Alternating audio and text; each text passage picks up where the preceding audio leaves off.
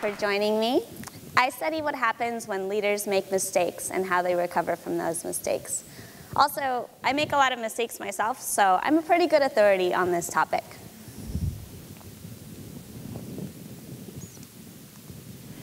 We often dwell on our past mistakes, and what we really should focus on is the way that we recover from those mistakes.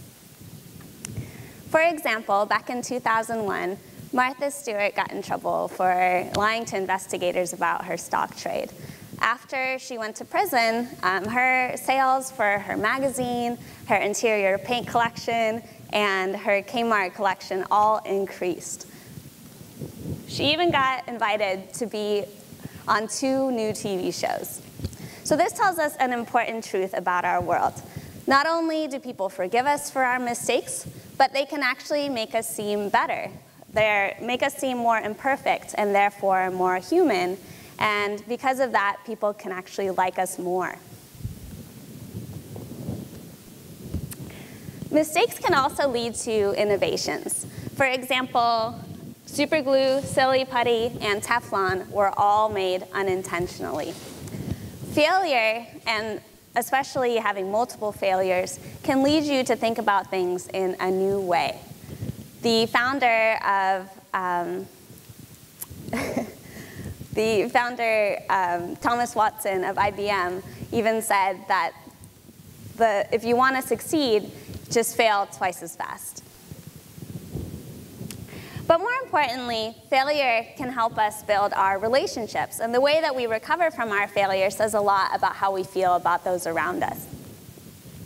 When it's time to recover from our mistakes, we have an important decision about how we're going to do that. And the decisions we make really affect both ourselves and those around us. In a study of banks, for example, when customers had some issues with the bank and the bank actually recovered very well, they liked those banks more than had that bank not made the mistake at all.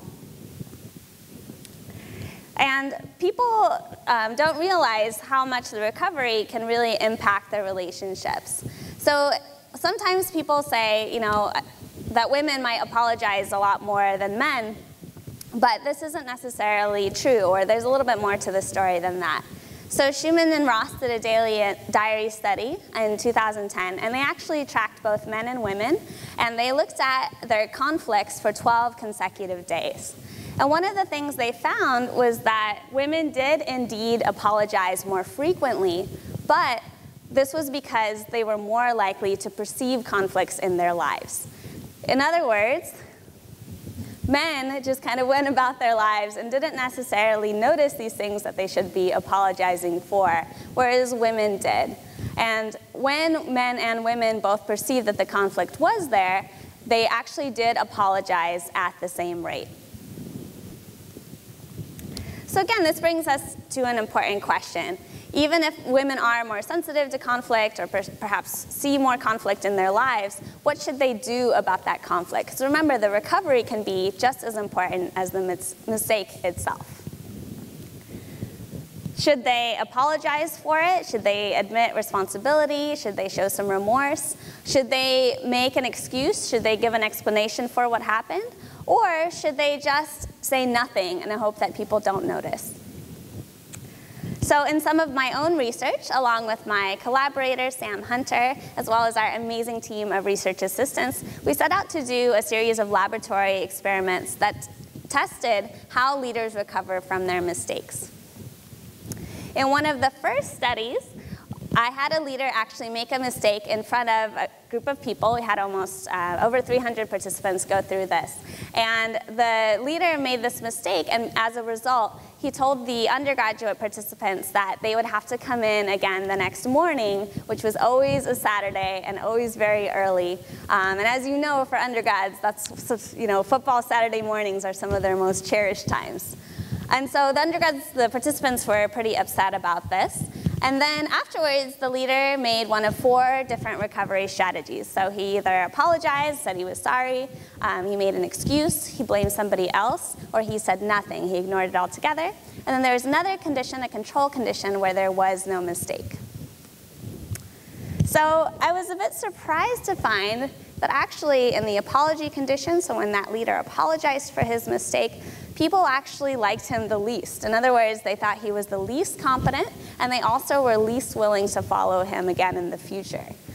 Now, I was so surprised by this that I thought that I would run another condition. Maybe it's just that the apology wasn't very good. Maybe if we came up with some sort of perfect apology that we could actually show that in a bad apology, people like you less, but if you do a really great apology and you really mean it and you're very sincere, then people would like you more. So we actually ran another set of people through that condition, and we found that their rates of perceptions of competence and willingness to follow that leader were actually even lower.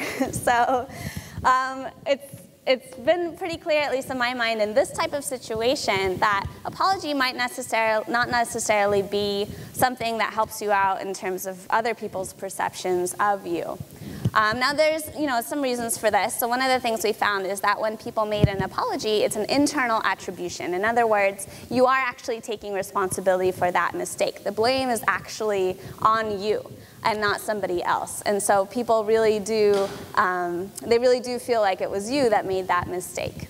Also, some people have argued that an apology is, in a way, almost a selfish act because you've already hurt somebody else, and now you're putting them in this position where they feel some social pressure to make you feel better about hurting them.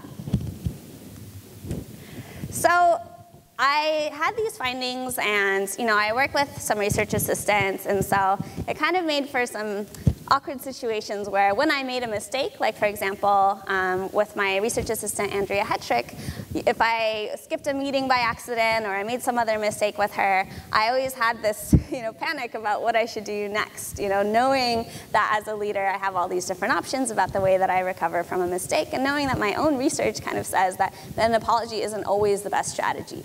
But I found myself apologizing anyway. It just felt like the right thing to do as a leader. It's the type of leader that I thought that I wanted to be. And also, I just really like Andrea. She's a cool person, and it just felt wrong to make an excuse or do anything but really tell her the truth. And so, as a good researcher, I decided that I still don't quite understand this phenomenon all the way, so I ran another set of studies. And in this study, I had the participant now in the leader position, and I had them work in small teams, and the teams were all my own confederates. So we really ran this one participant at a time.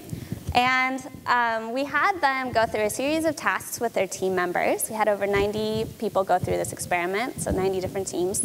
And they actually got to a point in the experiment where I got them to think that they've made a mistake, and then I videotaped how they responded to their team members about that mistake. And what I found was that those leaders that apologized actually were less likely to avoid their followers in the future. So some good news for apology, right? So when we think about a little bit longer term of an interaction or the way that apology might affect the relationship overall, apology actually is really good for getting leaders to engage again with their followers despite some of the mistakes that they might have made. So what this tells us is really important for leaders and followers, but one of the things that I've come away with from this research is that even when you make a mistake, the way that you recover from it can have a really big impact. It can have a big impact on the people who were the victims of that mistake. It can have a big impact on yourself and the way that you see yourself as a leader. And it can also have a big impact on the relationship between you and those people.